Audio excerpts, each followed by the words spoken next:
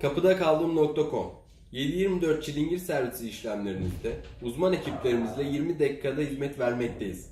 Kale kilit, multilok kilit, elektronik kilit sistemleri, hırsıza karşı kilit sistemleri ve kale alarm abonelik işlemlerinizde avantajlarla abonelik işlemlerinizi gerçekleştiriyoruz.